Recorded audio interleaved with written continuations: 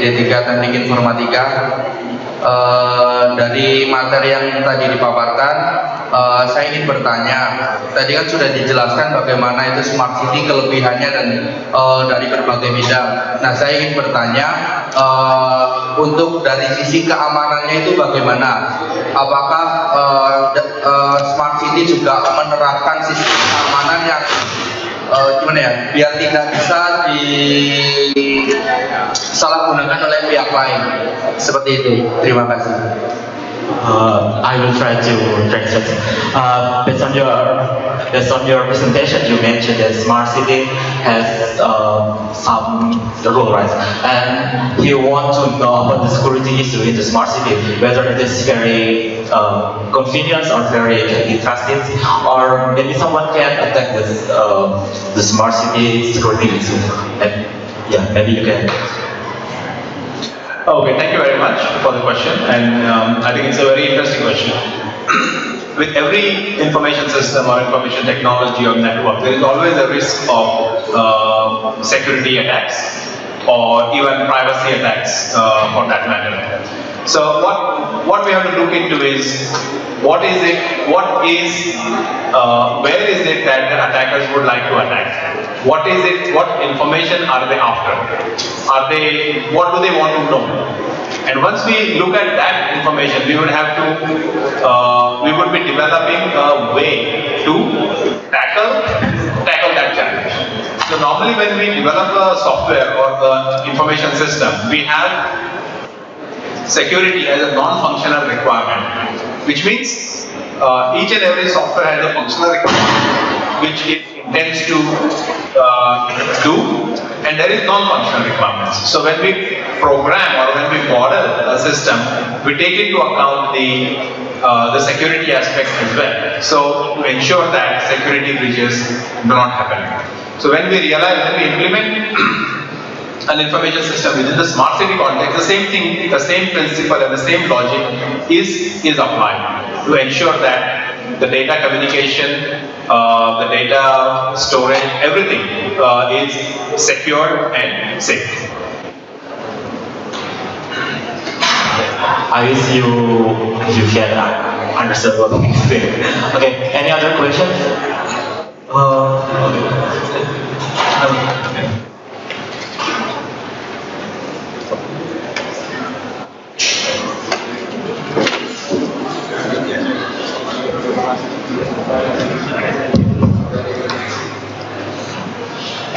Assalamualaikum warahmatullahi wabarakatuh.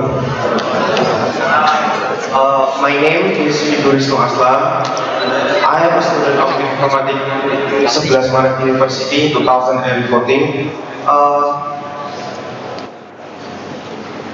I see in the future, or maybe starting from now, IoT becoming a trend. Smart city, smart building, smart transportation, and any other thing any smart thing around us. In the future, I see any of the device we are connected to the internet, like a smartphone, laptop, air conditioner, but all of that need IP address to connect to the internet. And from now, we have a protocol called IPv6. If I'm not wrong, IPv6 is the internet protocol to make a device connected to the internet. But the growth of Internet of Things in the future is really, really fast. And we can imagine amount of devices which connected to the internet tomorrow. So any other protocol, any other internet protocol to handle this? That's the first question.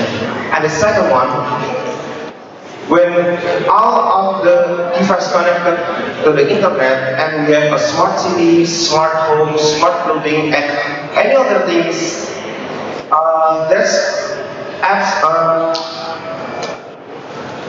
that's need a lot of energy. And is there any chance we lack of energy or insufficient energy in the future because of that, thank you very much. Okay, thank you very much. So the first question, you asked about, as the number of devices increase, whether IPv6 will be capable to handling all these devices. I think in the near future it is still okay. IPv6 should be able to handle a lot of billions of devices connected to the internet. So there is no new protocol needed as of now. But like when you compare with IPv4, it was mostly for the websites and servers. We come up with IPv6 because we saw the growth in the number of devices connecting to the internet. So in the future, if we reach a stage where we realize that IPv6 is going to run out of IP addresses, we might come up with something else. But as of now, I think IPv6 is sufficient enough. The second question you asked was about whether implementing a smart city is going to result in a lot of energy consumption and whether there will be enough energy. Actually, the objective behind implementing a smart city is to reduce the energy consumption. So I give you a few examples, like when we build a smart home. Why is it smart home? Because we have technology inside to reduce power consumption. For example, we have new insulation materials in the wall, new insulated kind of windows, double glazed, triple glazed windows. All these things, insulated paints, putting a lot of plants around the houses. All this is trying to reduce, to maintain the thermal comfort within the building, which means the temperature is kept at a reasonable comfort level for people. So by doing that, what we achieve is we need to use less air conditioning. When we use less air conditioning, we use less power. So that is an example of how smart homes or smart buildings reduce energy rather than consume more energy. Second example is about transportation. I give you an example. I spoke about urban cells in my presentation, where I said that whatever you need in your day-to-day life, if it is around you, you do not need to travel a lot. So once you do not need to travel, you are not using your vehicles. When you are not using your vehicles, you do not need to put some petrol or energy to run the vehicles. So what is that doing? That is also reducing the energy consumption. So overall, one of the main objectives for implementing a smart city is to bring down the energy consumption. Because our energy demands are very high and we have to optimize our energy use. Okay, thank you. Any feedback or comments? Thank you very much for answering my question, sir. So, in my first question, there is no internet protocol. To implement at this time, but maybe there is something in tomorrow. And the second question, I wanna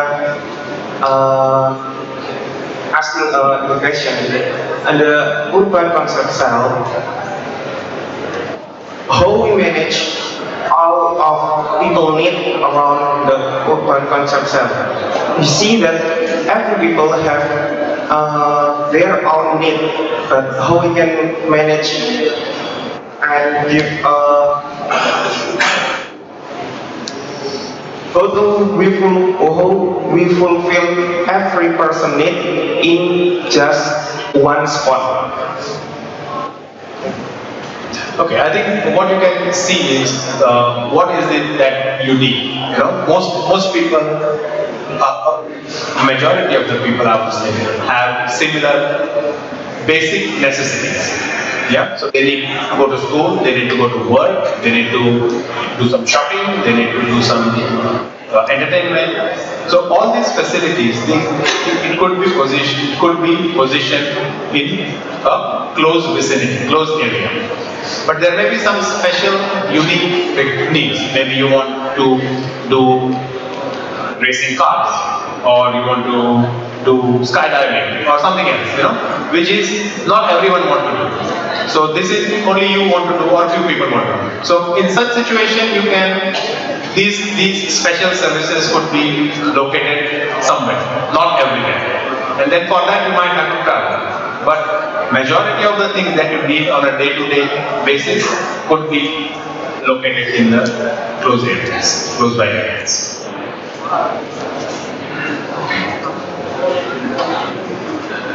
I think any other feedback or question? Maybe it's enough. I think because the time is limited, I think it's the end of the first session with Professor Philip.